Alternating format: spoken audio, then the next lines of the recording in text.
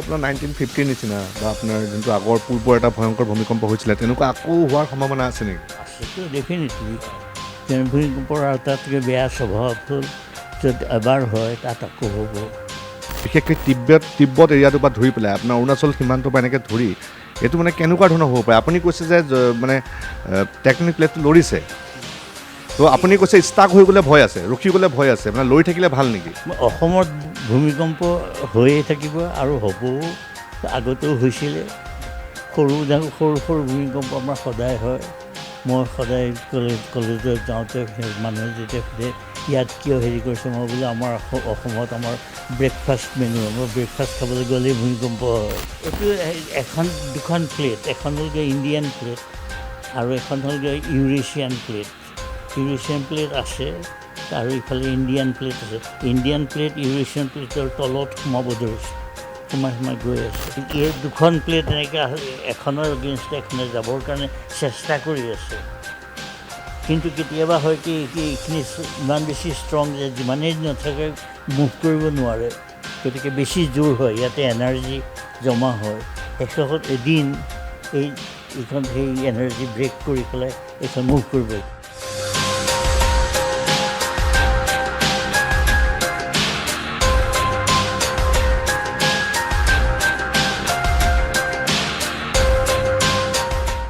বিদেশত এনে বহু অসমীয়া আছে যোনে অসমৰ নাম উজ্বলাই তুলিছে, অসমলৈ গৌৰৱ কঢ়িয়াই আনিছে। তাৰে ভিতৰত এগৰাকী অসমীয়া হ'ল শাৰদকান্ত শৰ্মা। তেওঁ আমাৰ সৈতে আছে, তেওঁক পৰিচয় কৰাই দিব লৈছোঁ। আৰু তাৰ লগতে তেওঁৰ বিষয়ে ক'বলৈ গ'লে তেওঁ লণ্ডনৰ ইম্পেৰিয়েল কলেজৰ তেওঁ অৱসৰপ্ৰাপ্ত অধ্যাপক বা বিশ্বৰ বিভিন্ন তেওঁ কলেজত তেওঁ ভিজিটিং প্ৰফেচাৰ হিচাপে তেওঁ গৈছে।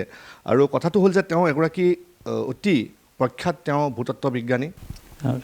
Thank you. আপুনি কিমান দিন তাত অধ্যাপনা কৰিলে, অধ্যাপক হিচাপে থাকিলে আপোনাৰ ইম্পেৰিয়েল কলেজত? লণ্ডনলৈ যাবৰ আজি 60 বছৰ হ'ল। তাৰে প্ৰথম 4 বছৰ মই নিজৰ ডিগ্ৰী কাম কৰিলোঁ, তাৰপিছত মই কলেজত সোমালোঁ।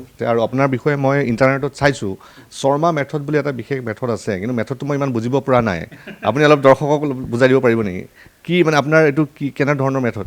নাই, শৰ্মা মেথড হ'লগৈ শ্লোপ যেতিয়া মানে আৰ্থকুৱেকৰ লগতে হেৰি হয়, আৰ্থকুৱেকৰ এগেইনষ্টে ডিজাইন কৰিব লাগে। আগতে অলপ চিম্প্লিফাইড কৰি পেলাই হেৰি কৰা হয়। মই উপায় উলিয়ালোঁ যাতে চিম্প্লিফিকেশ্যন নোহোৱাকৈ আমি তাৰ ৰিজাল্টটো পাওঁ। আপুনি যিটো এগৰাকী ভূতত্ত্ব বিজ্ঞানী হিচাপে আপোনাৰ বিশেষ নাম আছে, এতিয়া যদি আপোনাৰ কথা কওঁ, কালিতো আপুনি গুৱাহাটীত আছিলেই, যোনটো ভূমিকম্প হ'ল এইটো টেকটনিক যোনটো প্লেট আপোনাৰ লৰিছে, বিশেষকৈ এইটো চাইনাৰ চাইণ্টিষ্টে দাবী কৰি আছে। এই বস্তুটো একচুৱেলি কি হৈছে? আমাৰ ইয়াত অসম বা আমাৰ নৰ্থ ইষ্টৰ কাৰণে ভয় আছে নেকি, বা কেনেকুৱা ধৰণৰ হ'ব যদি ভয়ংকৰ এটা ভূমিকম্প আহে? অসমত ভূমিকম্প হৈয়ে থাকিব আৰু হ'বও, আগতেও হৈছিলে। সৰু সৰু ভূমিকম্প আমাৰ সদায় হয়। মই সদায় কলেজত যাওঁতে মানুহে যেতিয়া সোধে ইয়াত কিয় হেৰি কৰিছে, মই বোলে আমাৰ অসমত আমাৰ ব্ৰেকফাষ্ট মেনু, আমাৰ ব্ৰেকফাষ্ট খাবলৈ গ'লেই ভূমিকম্প হয়। গতিকে ভূমিকম্পটো আমাৰ কাৰণে ডাঙৰ কথা নহয়, কিন্তু খুব ডাঙৰ ভূমিকম্প হয়, যিটো পৃথিৱীৰ ভিতৰতে one of the biggest earthquakes happened in Assam. 2 of those 1897 আৰু 1950, সেই দুটা ডাঙৰ ভূমিকম্প। কিন্তু তাতকৈ অলপমান তললৈ গ'লে বহুত আছে তাৰপিছত। এইটো একচুৱেলি যিটো চাইনাৰ যোনটো চাইণ্টিষ্টে যোনটো মানে দাবী কৰি আছে বাৰে বাৰে, যে এইটো আমাৰ বিশেষকৈ তিব্বত এৰিয়াটোৰ পৰা ধৰি পেলাই আপোনাৰ অৰুণাচল সীমান্তৰ পৰা এনেকৈ ধৰি এইটো মানে কেনেকুৱা ধৰণৰ হ'ব পাৰে? আপুনি কৈছে যে মানে টেকটনিক প্লেটটো লৰিছে, তো আপুনি কৈছে ষ্টাক হৈ গ'লে ভয় আছে, ৰখি গ'লে ভয় আছে, মানে লৰি থাকিলে ভাল নেকি? মানে সৰু সৰু যোনটো প্ৰাবল্য ভূমিকম্প আহি থাকে। এনেকুৱা এটা কথা যে আপুনি এই দুখন প্লেট এনেকৈ এখনৰ এগেইনষ্ট এখনে যাবৰ কাৰণে চেষ্টা কৰি আছে। কিন্তু কেতিয়াবা হয় কি এইখিনি ইমান বেছি ষ্ট্ৰং যে যিমানেই নাথাকে মুভ কৰিব নোৱাৰে, গতিকে বেছি জোৰ হয়, ইয়াতে এনাৰ্জি জমা হয়। শেষত এদিন এইখন সেই এনাৰ্জি ব্ৰেক কৰি পেলাই এইখন মুভ কৰিব। যদি হেৰি হয় তেতিয়া বেছি জোৰে মুভ কৰিব, আৰু যদি খুব হেৰি হয়, কম হেৰিতে হয়, তেতিয়া অলপকৈ মুভ কৰি যায়। এতিয়া আপোনাক যদি মই সুধোঁ, আপুনি যদি আমাৰ দৰ্শকক বুজাই দিয়ে বস্তুটো ভালকৈ, ধৰি লওক মই আপোনাক সুধিছোঁ, ধৰি লওক আপুনি যদি জেগাখিনিৰ নামো উল্লেখ কৰে তেতিয়া বেছি সুবিধা হয়। আপুনি মোৰ অলপ দেৰি কিছু পূৰ্বে আপুনি উল্লেখ কৰিছিলে বস্তুটো, ধৰি লওক আপোনাৰ এই যোনেই গোটেই আপুনি জেগাটো গোটেই নৰ্থ ইষ্টৰ পৰা ধৰি গোটেই চাইনা তিব্বত গোটেইটো কি হৈছে বুলি কৈছে আপুনি? এইটো দুখন প্লেট, এখন হ'লগৈ ইণ্ডিয়ান প্লেট আৰু এখন হ'লগৈ ইউৰেছিয়ান প্লেট। ইউৰেছিয়ান প্লেট আছে আৰু ইফালে ইণ্ডিয়ান প্লেট আছে। ইণ্ডিয়ান প্লেট ইউৰেছিয়ান প্লেটৰ তলত সোমাব ধৰিছে, সোমাই গৈ আছে, আৰু সেই সোমাই যাওঁতে এই ইউৰেছিয়ান প্লেটটো অকণমান উঠি যায়, সেইকাৰণে হিমালয় পৰ্বত ক্ৰমান্বয়ে বাঢ়ি আছে, ওখ হৈ গৈ আছে। সেইটো কিন্তু কিমান হৈছে এতিয়া 1 চেণ্টিমিটাৰ, এইটো 100 বছৰত হ'বগৈ, কিন্তু সেইটো হৈ আছে। কিন্তু এতিয়া এই যাবৰ কাৰণে যিটো ৰাস্তা বা ৰাস্তা নহয়, যিটো হেৰি লাগে জোৰ, সেই জোৰটো not sufficient to withstand that friction, আৰু তেতিয়া ইট গেট ষ্টাক, আৰু ষ্টাক হ'লে তেতিয়া ভূমিকম্প হ'ব নোৱাৰে। আৰু যদি একেবাৰে ঢিলা হয়, একো নাই, তেতিয়া গৈয়ে থাকিব, তেতিয়া আকৌ ভূমিকম্প হ'ব নোৱাৰে। ষ্টাক হ'লে এদিন গৈ পেলাই ভাঙিব আৰু সিদিনাখন খুব ডাঙৰ ভূমিকম্প হ'ব। যদি সদায় যদি মুভ কৰি থাকে তেতিয়া ভূমিকম্প কোনোদিনেই নহ'ব। টেকটনিক প্লেটটো যিটো আপোনাৰ কম্পন হৈছে বা চাইনাই বিজ্ঞানীয়ে যোনটো দাবী কৰি আছে বাৰে বাৰে, কোনখিনি ঠাইলৈ ভয় আছে আপোনাৰ মতে? ভাৰতৰ কোনটো প্ৰদেশ, কোনখিনি ষ্টেটৰ কাৰণে, কোনটো অঞ্চলৰ কাৰণে ভয় আছে? গোটেই whole of north India from west to east, Pakistan included, from Hindukush to east, এইখিনি কি জেগা কয়, সেইখিনি য'ত আমাৰ হেৰি পাহাৰখন ইফালে ঘূৰি পাই পাত খাই পাহৰি পেলাই তললৈ গুচি গৈছেগৈ, সেই জোখৰ জেগালৈকে গোটেইখন এটা এডোখৰ শিল, সেই গোটেই পাহাৰখন ইণ্ডিয়ান প্লেট তললৈ মুভ কৰি গৈ আছে।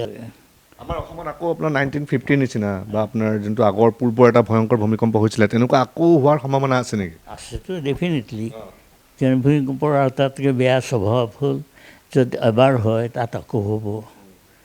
যদি ইয়াতে আগতে যদি হৈছে 8.6 নে কিবা পাহৰিলোঁ, এতিয়া নম্বৰবিলাক মনত নাথাকে, 1950 ভয়ংকৰ আছিল। তেতিয়াহ'লে আকৌ এবাৰ 8.6 বা তাতকৈ ডাঙৰ হ'ব পাৰে, কিন্তু কেতিয়া হ'ব সেইটো অংক এতিয়াও কোনেও কৰিব পৰা নাই। অনুমান ক'ব নোৱাৰি যে কেতিয়া হ'ব, কোনটো বছৰত হ'ব, কোনেও ক'ব নোৱাৰে।